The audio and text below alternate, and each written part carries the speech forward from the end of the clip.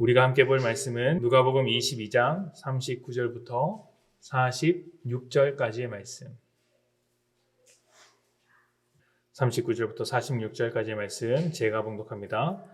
예수께서 나가사 습관을 따라 감람산에 가심에 제자들도 따라갔더니 그곳에 이르러 그들에게 이르시되 유혹에 빠지지 않게 기도하라 하시고 그들을 떠나 돌 던질 만큼 가서 무릎을 꿇고 기도하여 이르시되 아버지여, 만일 아버지의 뜻이거든 이 잔을 내게서 옮기시옵소서. 그러나 내 원대로 마시옵고 아버지의 원대로 되기를 원하나이다 하시니 천사가 하늘로부터 예수께 나타나 힘을 더하더라. 예수께서 힘쓰고 애써 더욱 간절히 기도하시니 땀이 땅에 떨어지는 핏방울같이 되더라. 기도 후에 일어나 제자들에게 가서 슬픔으로 인하여 잠든 것을 보시고 이르시되 어찌하여 자느냐, 시험에 들지 않게 일어나 기도하라 하시니라. 아멘. 예수님께서 십자가에 달리시기 전날 감람산 겟세마네 동산에서 제자들을 데리고 함께 기도하셨습니다. 돌을 던질 만큼 떨어진 거리에서 함께 홀로 그렇게 기도하셨던 주님은 기도의 시간 내내 굉장한 고통으로 몸부림치셨다는 것을 발견할 수 있습니다. 왜냐하면 잠시 뒤에 가룟 유다와 대제사장의 무리들이 예수님에게 다가와서 예수님을 잡아갈 것이기 때문입니다. 이러한 일을 알고 계셨던 주님께서 그 짐을 홀로 감당하시기 위해 씨름하고 계셨던 것이죠. 아무 죄 없으신 주님께서 자신에게 다가오는 죽음을 기다리며 처절하게 기도하셨습니다.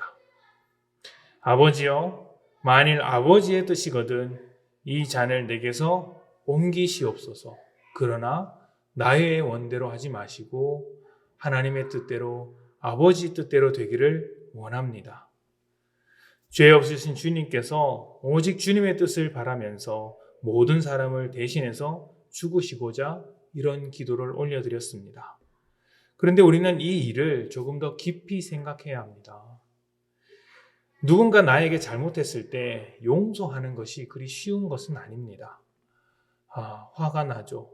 분노가 일어나서 그것을 절제하기도 어렵고 용서하는 것이 참 어렵다는 것을 우리가 살면서 많이 경험합니다. 하물며 다른 사람을 대신해서 죽는 것은 얼마나 어려운 것일까요? 용서하는 것도 어려운데 그를 대신해서 죽는다는 것이 가능하기나 한 것일까요? 더군다나 죄인을 위해서 죽는 것은 말이 안 됩니다. 피해자가 가해자를 용서할 수는 있습니다. 용서할 수는 있죠. 그런데 피해자가 가해자를 대신해서 처벌받지는 않습니다. 가해자를 대신해서 사형을 당하지 않습니다. 그런데 주님은 죄인들을 용서하셨을 뿐만 아니라 죄인들을 대신해서 십자가에 달리셨습니다. 예수님의 십자가는 우리를 사탄으로부터 자유하게 했습니다. 그리고 하나님의 자녀가 되어 하나님의 통치를 받도록 하셨습니다. 십자가로 우리에게 하나님 나라를 이루어 주신 것이죠. 우리가 예수님의 제자로서 하나님의 나라를 살아가고 또한 하나님의 나라를 전파해야 한다고 한다면 예수님께서 우리에게 하나님 나라를 전해주기 위해 십자가를 지셨던 그 모습 그대로 우리 역시 십자가를 져야 합니다. 근데 여러분은 어떠십니까? 십자가를 잘 지고 계십니까? 십자가를 진다는 것은 하나님 나라의 백성으로 살아갈 때 찾아오는 여러 가지 어려움들, 여러 가지 짐들을 있는 그대로 감당하는 것입니다. 하나님 나라의 가치를 빼앗기지 않기 위해 세상의 가치들을 내려놓는 것이죠. 여러분들은 하나님 나라의 가치를 지키기 위해 세상의 가치들을 내려놓고 있습니까? 아니면 세상의 가치를 지키기 위해 하나님 나라의 가치들을 내려놓고 있습니까? 하나님 나라를 세우기 위해 십자가를 지고 계시는지 스스로 이 새벽 질문을 던져보십시오. 세상은요, 우리에게 항상 십자가를 내려놓으라고 합니다. 십자가는 고달픈 짐이니 굳이 네가 질 필요가 없다. 네가 지지 않더라도 질 만한 사람은 얼마든지 많다고 우리에게 유혹합니다. 사실 세상의 입장으로는 그 말이 맞습니다. 세상의 관점에서 보자면 십자가를 지는 일이 얼마나 불편한 일입니까? 하지 않아도 되는 일이죠. 예수를 믿는다는 이유로 불필요할 정도로 양보하고 손해보는 삶이 편안한 삶이라고 할 수 없죠. 그래서 세상은 십자가를 내려놓으라고 합니다. 십자가는 분명히 세상적인 관점으로 볼 때 손해보는 것입니다. 예수님께서도 세상의 관점으로 보자면 그냥 죽음을 당하신 것이고, 제자들의 삶을 볼 때도, 다른 모든 그리스도인의 삶을 볼 때도 십자가를 졌을 때 감당해야 하는 것들이 그리 쉽거나 작은 것들이라고 말할 수는 없습니다. 목숨까지도 잃어버리고 가진 것을 모두 내던져야 했던 십자가인 것이죠. 그래서 십자가를 내려놓고 살아간다면 더할 나위 없는 가벼움으로 살아갈 수 있습니다. 교회를 다니더라도 십자가를 지지 않는다면 다닐만 한 것이죠. 예수를 믿음만 할 것입니다. 십자가를 지지 않는다면 말입니다. 그래서 세상은 이 점을 파고듭니다. 우리를 유혹합니다. 처음에는 예수를 믿지 말라고 하지만 우리가 예수를 믿게 되면 그 다음부터는 십자가를 질 필요는 없다고 유혹합니다. 십자가를 지지 않아도 된다고 시험을 던지죠. 십자가의 길을 걸어가선 안 된다고 말입니다. 그 무거운 짐을 져서 무엇 하겠냐고 끊임없이 이야기를 합니다. 사람들을 만났을 때 십자가를 지지 말고 내 중심으로 살아가라고 유혹합니다. 직장에서 십자가를 지지 말고 자신의 욕망을 추구하라고 유혹합니다. 가정에서 십자가를 지지 말고 자존심을 세우라고 유혹합니다. 이런 유혹에 빠지면 어떻게 될까요? 세상처럼 되는 것이죠. 세상에 속한 사람들이라면 십자가를 지지 않는 것이 별 문제가 되지 않습니다. 불편한 십자가를 져서 무엇을 하겠습니까? 그런데 믿는 자에게는 이 일이 굉장히 심각한 것입니다. 왜냐하면 세상은 하나님의 통치가 없는 곳이기 때문이죠. 하나님의 나라가 아닌 것이죠. 그런데 우리가 십자가를 거절하면서 살아간다면 세상 사람들과 세상 나라에서 사는 것과 별반 다르지 않기 때문입니다. 하나님 나라의 백성들이 세상의 백성으로 살아가는 것이죠. 우리가 십자가를 지지 않는다면 그곳에서는 절대로 하나님의 통치가 일어나지 않습니다. 하나님의 나라가 멈추게 됩니다. 십자가가 무엇일까요? 곧 하나님의 사랑이죠. 십자가에는 하나님의 사랑이 담겨 있습니다. 그런데 십자가를 지지 않는 곳에, 다시 말씀드리면 그 하나님의 사랑이 없는 곳에서 하나님의 나라가 이루어졌다고 말할 수 있겠습니까? 사단과 세상의 목적은 분명합니다. 우리에게 십자가를 내려놓으라고 유혹하는 이유는 하나님 나라를 멈추고 사탄의 통치, 세상의 통치가 이 땅 가운데 가득하게 하기 위해서입니다. 우리가 십자가를 멈추는 순간 그렇게 되는 것이죠. 하나님 나라를 전파하며 하나님의 통치 안에서 살아가야 하는 우리가 이런 유혹 앞에 섰을 때, 십자가를 내려놓으라는 유혹 앞에 섰을 때 흔들리고 무너질 수 있습니다. 세상 앞에서, 시험 앞에서 위태위태한 모습으로 살아갈 수 있습니다. 그럴 때 어떻게 해야 할까요? 예수님은 우리에게 기도하라고 하십니다. 누가복음 22장 39절과 40절에 이렇게 이야기합니다.